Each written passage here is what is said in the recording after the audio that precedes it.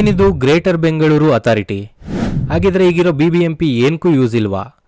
DK Shivakumar ಅವರ ಮಹತ್ವದ ಯೋಜನೆ ಗ್ರೇಟರ್ ಬೆಂಗಳೂರು ಪ್ರಾಜೆಕ್ಟ್ ಆಗಿದೆ. ಇದು ನಿಜವಾಗ್ಲೂ ಬೆಂಗಳೂರಿಯನ್ಸ್ ಜೀವನನ ಬದಲಾಯಿಸುತ್ತಾ ಇಲ್ಲ ಇದೊಂದು ಶಾಪ ಆಗಿ ಪರಿಣಮಿಸುತ್ತಾ? ಅಷ್ಟಕ್ಕೂ GBA ಗ್ರೇಟರ್ ಬೆಂಗಳೂರು ಅಥಾರಿಟಿ ಅಂದರೆ ಏನು? ಇದೊಂದು BBMP ಥರನೇ ಒಂದು ಗವರ್ನೆನ್ಸ್ನ ಲೋಕಲ್ ಬಾಡಿ ಆಗಿದೆ. ಈ ಒಂದು ಅಥಾರಿಟಿ ಹತ್ರ ಎಲ್ಲ ಥರದ ಪ್ಲಾನಿಂಗು ಮತ್ತು ಫೈನಾನ್ಷಿಯಲ್ ಪವರ್ಸು ಇರುತ್ತೆ. ಅದ್ರ ಜೊತೆಗೇನೆ ಮಲ್ಟಿಪಲ್ ಕೋಆಪರೇಷನ್ಸ್ನ ಇದು ಓವರ್ಸೀಸ್ ಮಾಡುತ್ತೆ. ನಮ್ಮ ಆಡು ಭಾಷೆಯಲ್ಲಿ ಹೇಳಬೇಕು ಅಂದರೆ ಮೇಸ್ತ್ರಿ ಥರ ನಿಂತ್ಕೊಂಡು ಎಲ್ಲ ಕೆಲಸನೂ ಮಾಡಿಸುತ್ತೆ. ಯಾವ್ಯಾವ ಏಜೆನ್ಸೀಸ್ ಇರ್ಬೋದು ಅಂದರೆ BWSSB, ಬೆಸ್ಕಾಮ್, ನಮ್ಮ ಮೆಟ್ರೋ, ಟ್ರಾಫಿಕ್ ಮ್ಯಾನೇಜ್ಮೆಂಟ್ ಇದೆಲ್ಲನೂ ಇದರಲ್ಲಿ ಸೇರಿಕೊಂಡಿದೆ. ಈ ಒಂದು ಏಜೆನ್ಸಿಗೆ ಹೆಡ್ ಬಂದು ಚೀಫ್ ಮಿನಿಸ್ಟರ್ ಆಗಿರ್ತಾರೆ. ಇದ್ರ ಬಿಲ್ ಮೂಲಕ ಏನು ಅಂದರೆ ಡೈರೆಕ್ಟಾಗಿ CM ಹತ್ರನೇ ಈಗ ಡೈರೆಕ್ಟ್ ಪವರ್ ಹೋಗುತ್ತೆ. ಗ್ರೇಟರ್ ಬೆಂಗಳೂರು ಅಥಾರಿಟಿ ಅಂಡರ್ ಬರೋ ಎಲ್ಲ ಒಂದು ಜ್ಯೂರಿಸ್ಡಿಕ್ಷನಲ್ಲಿ ಈಗ CM ಡೈರೆಕ್ಟ್ ಡಿಸಿಷನ್ಸ್ನ ತಗೊಬೋದು. ಈಗ ಸದ್ಯಕ್ಕೆ BDA ಹತ್ರ ಲ್ಯಾಂಡ್ ಅಪ್ರೂವಲ್ ಪವರು ಮತ್ತು ಡೆವಲಪ್ಮೆಂಟ್ ಪವರ್ಸ್ ಎಲ್ಲ ಇದೆ. ಆದರೆ ಗ್ರೇಟರ್ ಬೆಂಗಳೂರು ಅಥಾರಿಟಿ ಬಂದರೆ BDA ಹತ್ರ ಇದ್ದಿದ್ದು ಈ ಪವರ್ನ BDA ಕಳ್ಕೊಳ್ಳುತ್ತೆ. 4 ಜನರ ಕಮಿಟಿ ಈ ಗ್ರೇಟರ್ ಬೆಂಗಳೂರು ಪ್ರಾಜೆಕ್ಟ್ನ ಡ್ರಾಫ್ಟ್ ಮಾಡಿ ಪ್ರಪೋಸ್ ಮಾಡಿದ್ದಾರೆ. ಯಾರು ನ್ಯೂಸ್ನ ಫಾಲೋ ಮಾಡಲ್ವೋ ಅವ್ರಿಗೆ ಈ ಇನ್ಫಾರ್ಮೇಷನ್ ಹೇಳ್ತಾ ಇದ್ದೀನಿ. ವಿಧಾನಸಭೆಯಲ್ಲಿ ಏನಾಯಿತು ಅಂದರೆ ವಿರೋಧ ಪಕ್ಷದಲ್ಲಿರೋರೆಲ್ಲರೂ ಸೇರಿ DK ಶಿವಕುಮಾರ್ ಅವ್ರನ್ನ ಕ್ವಶನ್ ಮಾಡಿದ್ರು. BBMP ಆಲ್ರೆಡಿ 2008 ಬಂತು. ಅದಕ್ಕೂ ಮುಂಚೆ ತುಂಬ ಪ್ರಾಬ್ಲಮ್ಸ್ ಇತ್ತು. ಅದನ್ನೆಲ್ಲ ರಿಸಾಲ್ವ್ ಮಾಡ್ಕೊಂಡು ಈಗಿನ್ನೂ ಬೆಂಗಳೂರು ಒಂದು ಸ್ಟ್ರಕ್ಚರಿಗೆ ಬರ್ತಾ ಇದೆ BBMP ಅಂಡರಲ್ಲಿ. ನೀವೀಗ ಹೊಸ್ದಾಗೆ ಗ್ರೇಟರ್ ಬೆಂಗಳೂರು ಅಥಾರಿಟಿ ತಂದು ಅದನ್ನು ಮತ್ತೆ ಹೊಡೆಯೋದಕ್ಕೆ ಹೋಗ್ತಾ ಇದ್ದೀರಾ.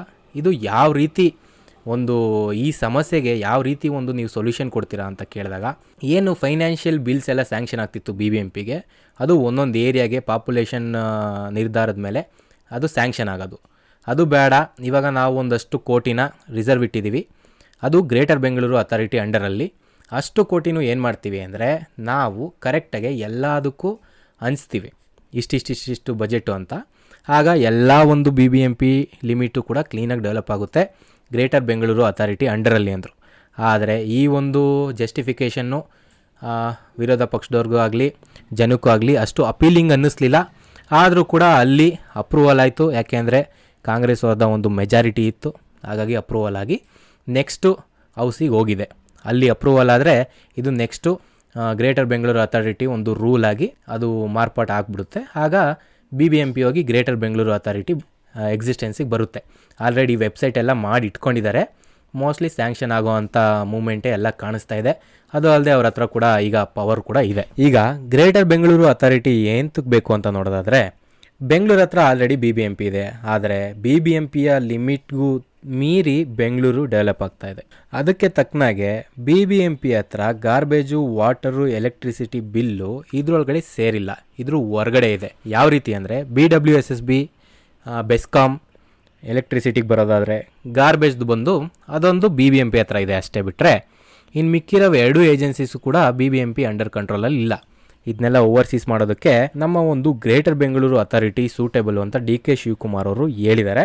ಆಗಲೇ ಹೇಳ್ದ ಹಾಗೆ ಇದರ ಹೆಡ್ ಬಂದ್ಬಿಟ್ಟು ಚೀಫ್ ಮಿನಿಸ್ಟರ್ ಆಗಿರ್ತಾರೆ. ಇದ್ರ ಮೆಂಬರ್ಸ್ ಬಂದ್ಬಿಟ್ಟು ಮೇಯರ್ ಆಗಿರ್ತಾರೆ. ಅದ್ರ ಜೊತೆಗೆ ಅಲ್ಲಿರೋವಂಥ ಲೋಕಲ್ ಬಾಡೀಸ್ನ MLA, ಆ ಏರಿಯಾಸ್ MLA ಆಗಿರ್ತಾರೆ. ಮತ್ತು ಅದರ ಡೊಮೈನ್ನ ಎಕ್ಸ್ಪರ್ಟ್ಸ್ ಇರ್ತಾರೆ. ಇಲ್ಲಿ ನಾರ್ಮಲಾಗಿ BBMPಲಿ ಇದ್ದಂಥ ಒಂದು BBMP ಎಂಪ್ಲಾಯೀಸ್ ಅಂತ ಅನ್ಕೋಬೋದು.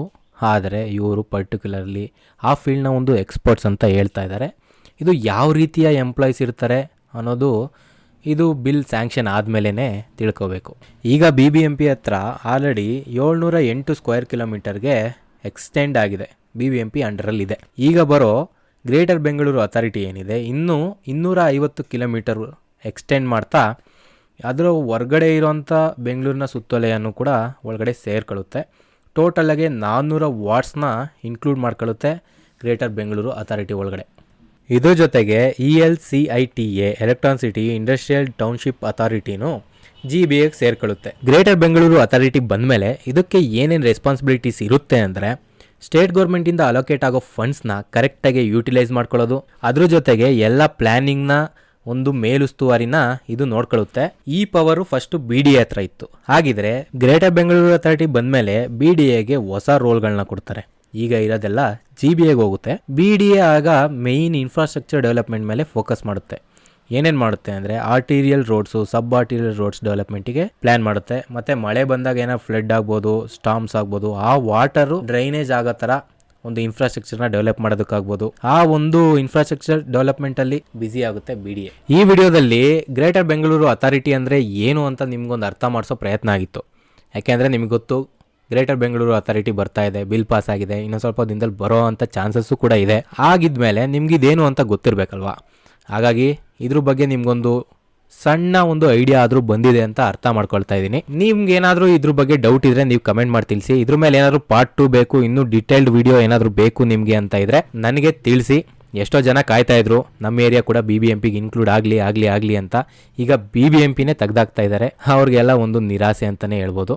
ನಿಮ್ಗೇನಾದರೂ ನನ್ನ ವಿಡಿಯೋದಲ್ಲಿ ವ್ಯಾಲ್ಯೂಯಬಲ್ ಕಂಟೆಂಟ್ ಸಿಗ್ತಾ ಇದೆ ಅಂತ ಅನ್ಸಿದ್ರೆ ಮಾತ್ರನೇ ಸಬ್ಸ್ಕ್ರೈಬ್ ಮಾಡ್ಕೊಳ್ಳಿ. ಯಾಕೆ ಅಂದರೆ ನಿಮ್ಮ ಟೈಮ್ ಕೂಡ ವೇಸ್ಟ್ ಆಗಬಾರ್ದು. ಈ ವಿಡಿಯೋದಲ್ಲಿ ಇಷ್ಟೇ. ಈ ವಿಡಿಯೋ ಇಷ್ಟ ಆಗಿದ್ರೆ ಲೈಕ್ ಮಾಡಿ. Thank you.